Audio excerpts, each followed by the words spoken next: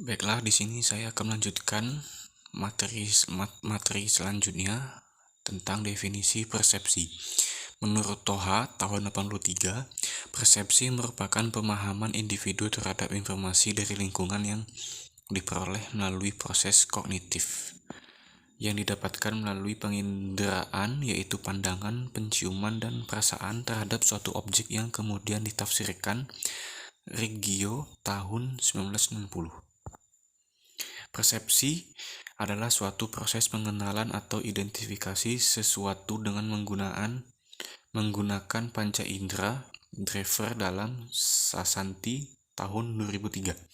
Kesan yang diterima individu sangat tergantung pada seluruh pengalaman yang telah diperoleh melalui proses berpikir dan belajar, serta dipengaruhi oleh faktor yang berasal dari dalam diri individu.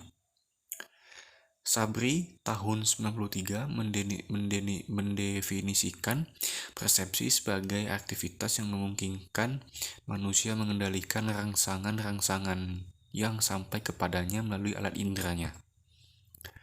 Proses persepsi terdiri dari 3 tahap, yaitu tahapan pertama terjadi pada penginderaan diorganisir berdasarkan prinsip-prinsip tertentu. Maraat tahun 81 mengatakan bahwa persepsi adalah suatu proses pengamatan seseorang yang berasal dari suatu kognisi secara terus-menerus dan dipengaruhi oleh informasi baru dari lingkungannya. Reggio tahun 1990 juga mendefinisikan persepsi sebagai proses kognitif baik lewat penginderaan, pandangan, penciuman, dan perasaan yang kemudian ditafsirkan. Maraat Ariyanti tahun 95 mengemukakan bahwa persepsi dipengaruhi oleh faktor pengalaman, proses belajar, cakrawala, dan pengetahuan terhadap objek psikologis. Rahmat dalam Ariyanti tahun 1995 mengemukakan bahwa persepsi juga ditentukan juga oleh faktor fungsional dan struktural.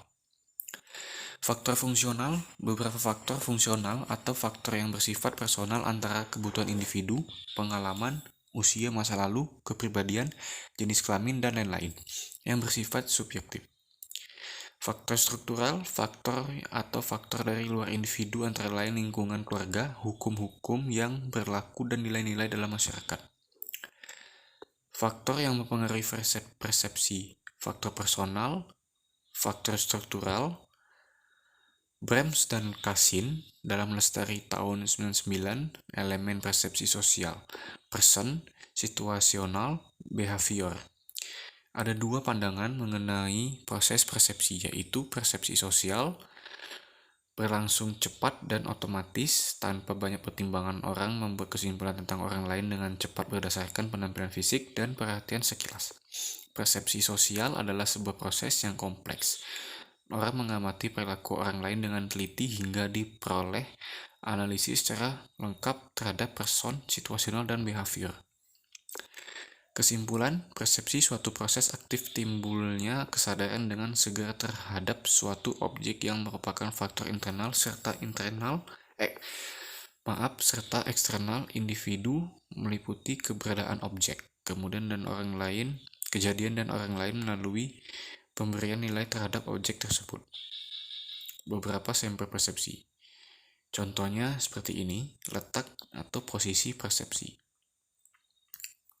Ini contoh persepsi berupa garis. Berupa garis 2, beberapa contoh lain seperti ini. Contoh 2, contoh 3 ya.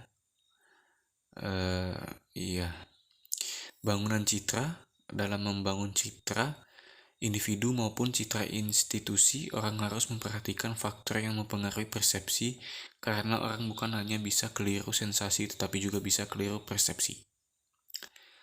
Cara menyebut sifat orang, jika kita diperkenalkan sebagai orang yang sedikit ilmunya tetapi banyak amalnya. Jarak fisik, jarak keakraban sosial maupun jarak pemikiran. Orang yang bergaul akrab dengan ulama biasanya dipersepsi sebagai ahli agama, yang bergaul dengan koruptor terkenal biasanya dipandang ikut kecipratan. dari sekian yang saya baca tadi itu adalah faktor situasional bangunan citra. Sambungan, gerakan tubuh, petunjuk wajah, cara mengucapkan lambang verbal, penampilan. Faktor personal yang mempengaruhi persepsi orang terhadap kita atau sebaliknya adalah pengalaman dan konsep diri. Konsep diri juga sangat besar pengaruhnya dalam berkomunikasi. ESP, Extrasensory Perception. Sekian, Assalamualaikum warahmatullahi wabarakatuh.